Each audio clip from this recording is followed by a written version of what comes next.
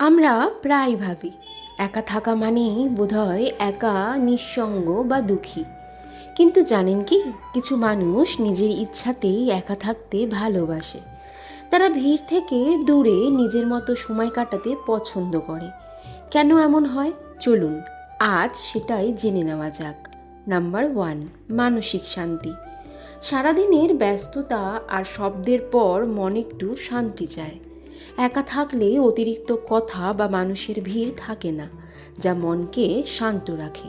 Number 2, নিজের মতো সময় কাটানো। নিজের পছন্দ মতো বই পড়া, গান শোনা বা পছন্দের কিছু করা। একা থাকলে এই স্বাধীনতাটুকু পুরোপুরি পাওয়া যায়। নাম্বার 3, সৃজনশীলতা বৃদ্ধি।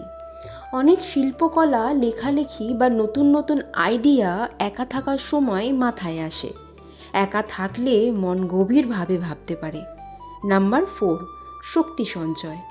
যাদেরকে আমরা ইন্ট্রোভার্ট বা অন্তর্মুখী বলি, তারা মানুষের সাথে মিশে শক্তি হারিয়ে ফেলেন। একা থেকে তারা নিজের হারিয়ে যাওয়া শক্তি আবার ফিরে পান।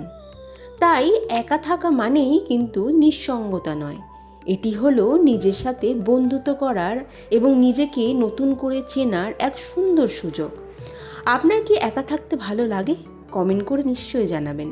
আর ভিডিওটি ভালো লাগলে লাইক ও শেয়ার করতে ভুলবেন না। ধন্যবাদ।